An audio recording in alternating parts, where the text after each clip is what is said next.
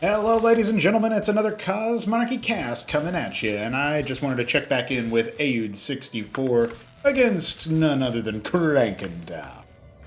We have the Terran versus Askosi once again, and this time on Knife's Edge, a more recently played map, as it was a part of our lovely, lovely tournament scene for some time now. Looking forward to seeing what Aud wants to do. This is, of course, a port of Dominator, if you couldn't guess based on the minimap, which we do partially reveal, unlike Starcraft 1. I just always found that makes a lot of sense. I know that's technically something that changes the game, but listen, Cosmonarchy does way more than that. You're looking at a fourth race, guys. But, you know, people have some controversial, or feel that is sometimes a controversial opinion or something like that to have. So it'll be interesting to see what people end up thinking about all kinds of changes that Cosmonarchy makes to the formula. Hope you guys are having a good day today. We got Aud64's The Blood, Askosi in the 3 o'clock spawn, and up here at around 11 o'clock in the top left, we have Krankendau as the Dark Sapphire Terran, going for a mech start here as opposed to bio. We saw that game on Spinal Tap, and now I wanted to see this game on Knife's Edge. If you missed the Spinal Tap game, it was a pretty big banger, so I definitely encourage you to check that one out. Aud just finishing up that Radix with a little bit of power building, and immediately goes into the the Gauntlet. The Goliath is something that we might see later, because I don't actually think that the Cyclops spam really has a lot of legs against the Vicar play that we've seen so far. I was attempting to cast another game that these two played on Corrosion, a different 1v1 map actually, a 2-spawn map I should say. And while the replay didn't work all the way to the end for me, apparently it worked fine for Godwheat, so he'll end up commentating it later. But yeah, overall, it's interesting to see the level of changes that we sometimes get from these players and what all they end up trying to accomplish. Because overall, I just think it's neat to see how the strategies evolve over time. And overall, I also think that even though the Cyclops were a thing for some time in this matchup, Aud did in the Corrosion game that unfortunately didn't get publicated on the channel, although if you want to watch what survives of it, you can check out our Discord or Fluxer server. In the videos section of that server, I have posted the link to the video. But yeah, overall, I just think that the Vicar response is pretty good at just deflecting the issue and making it so that Cyclops need to be either way better microed and positioned, or you're going to need some kind of tech pivot, right? So it's probably fine to open Cyclops. They're an okay unit. Like, the Vicars aren't going to be able to just break them and kill you, but they're a great defensive tool against it. And I think it'll be even more the case when Aud actually starts using the micro on the ability of the unit. You know, he doesn't really cast the abilities. He just makes the units very old school kind of vibe there. So the Missionaries and the Vicar are going to be moving out. And actually with the slow from the Vicar, we should see that Vulture go down. No, actually it will not. One more tap on anything there would have brought it ever closer to its demise. I think 2 more Missionary hits would have done it. But he ends up escaping with just the skin of his teeth there. Skin of his Vulture bike? No. That's only true for the Rove. But the Ministry is on the way for the expansion, and it looks like Aud is thinking about just confirming no other potential scout can get to him. Pretty cheap landlocked, so he will be going for that pretty soon. But he's actually finished his 3rd Radix. I almost wonder if this is supposed to be a bait, because it's now sat here for some time. Reminds me of a game Benno played Protoss, and it was so funny to see him do that. Shout out Benno one time. It's been a while since I've talked about that guy, but I hope he's doing well. From the No Hunters community, which is actually where a number of our old heads come from. Nebelheim, Alexander, and even Green Eggs, funnily enough. Even Green Eggs. So either way, though, it was really cool to see the Benno Protoss arc when he was playing just like Mass Drakodin and stuff. But he had he was being scouted by a Zerg player. He put a pylon down where the Nexus would be to make it look like he was expanding. He was doing full sweat, man. It wasn't enough. All of his mind games weren't enough. The Zerg just made units in one. I think he was up against Urbon or something. So really hard match to play there. Maybe it was Keen. I can't remember. It's been so long. Hope those homies are doing well. Now the Vicars are definitely going to be doing well here because the Cyclops are all grouped up, and that makes it really difficult for the splash damage to not find a lot of impact. Let's just put it that way, right? The Vicar splash sticks to the target. The Cyclops splash sticks to the ground, so a very different look. Even still, it does look like the Missionary is going to go down there, so no scout on the natural, which is good for Krankendau here. And that was a really nice set of trades because Aoud really took his time to actually pivot away. Yeah, there you go. Them all blowing up. So you can tell that Aoud does need to be on point with the micro. When he isn't, like there, he just gets shellacked. Is this going to allow Krankendau to move across the map? Will we look at 4 more Vicars down here, 2 more in production? Probably the answer is no, but I wouldn't have minded if he tried. He just wants to maybe play it out a little bit more safely. He is still only making Cyclops, even after the way that they have performed here, so interesting choice there. And he is going to go ahead and take the anchor out. I think that's a great choice versus the Booming Blast of the Vicar. You know, you don't really care too much about the situation there if you just stand still. You know, you still take the damage, but it's just the anchor is going to be way more formidable, right? 350 health. More and more Radix. That's the way of the world. We're going up to 7 of them. So Aoud sticking it out on tier 1 is an interesting choice. I feel like as soon as we start to see some kind of switch out from pure Cyclops, Krankendau should be able to take the edge here. Don't be surprised if we end up spotting a Palladium anytime soon. And a 3rd base wants to be put up here by Aoud. He's behind in workers, so I do think he's going to need to take that expansion here. I also wonder about this because we have the mineral count going up and then going back down. He's not actually saving the money for the landlock. I wonder if he forgets how expensive or inexpensive it actually is, how affordable it is. Because, you know, he canceled out the Radix so that he could make it, but yeah, you don't need a lot of money to make a landlock. It's not like you gotta wait for 400 like Terran or Protoss.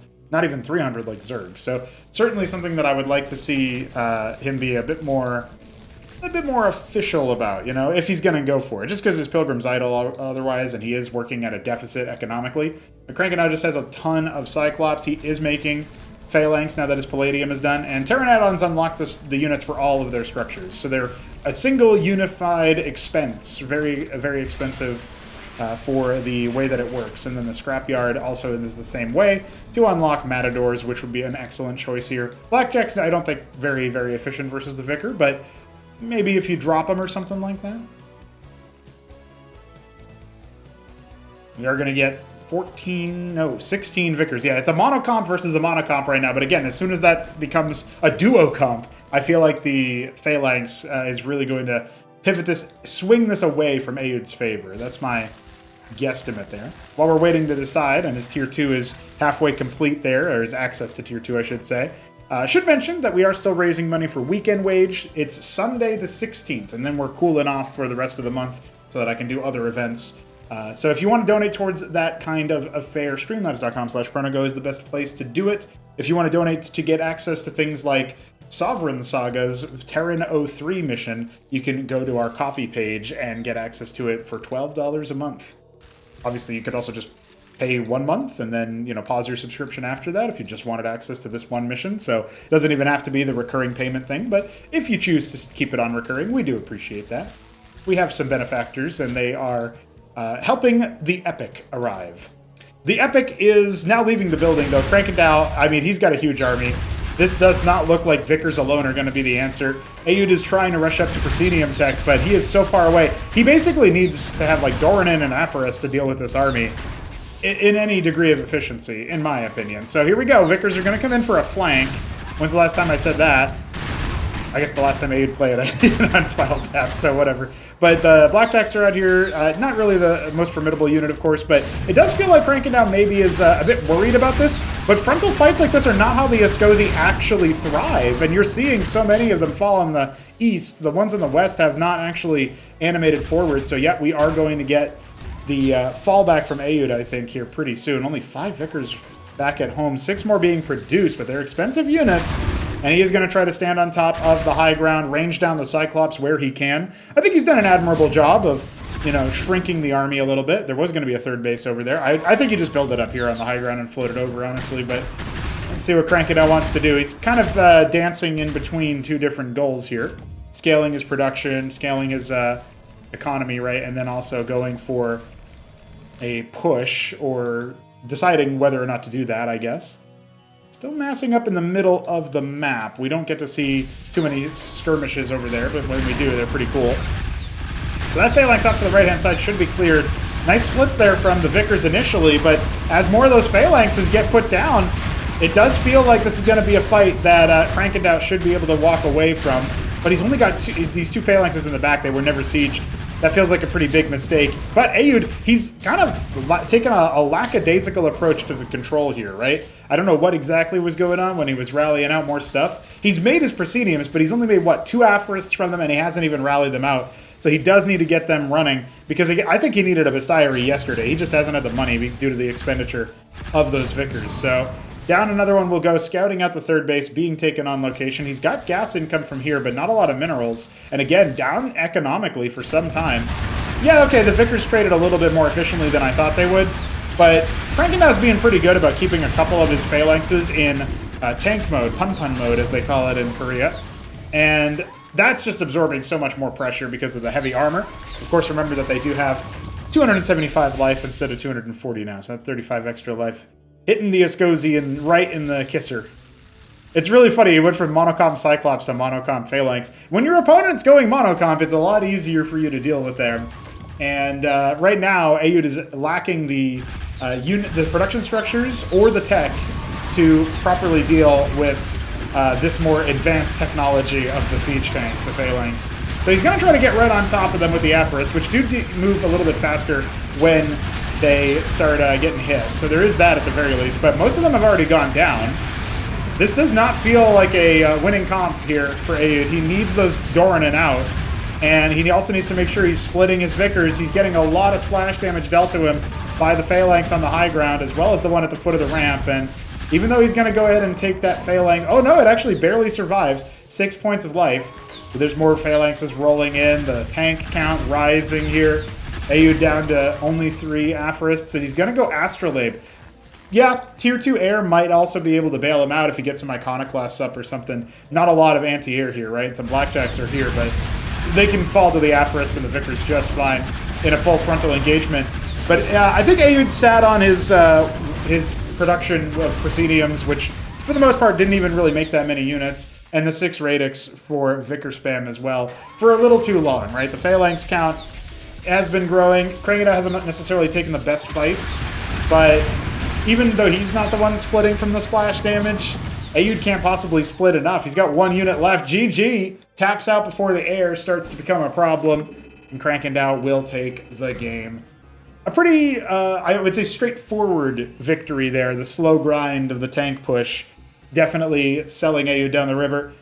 There is sort of a lake around Knife's Edge. I guess it's not really a river, right? It's not like Spinal Tap. But anyway, it's cool to see the Terran striking back against the Askosi after what happened on Spinal Tap. Apparently, the Corrosion game was also a loss for Krankendau, given the map state that I saw at the end. That's not too surprising, but a little bit of victory there for Krank's Terran. You know, and they play so many games that I'm sure a lot of them went back and forth anyway. But I'm picking out the good ones. I'm picking out the ones that have a longer running time in general. A lot of them are like 5-6 minute losses as they're figuring out their races. I don't know if Krank's going to stick to Terran for a long time or what, but I don't know if Aoud's going to stick to Askosi either. We'll have to just follow along with the narrative as it unfolds before us. So hey, subscribe just so you don't miss it. GG. We'll see you later.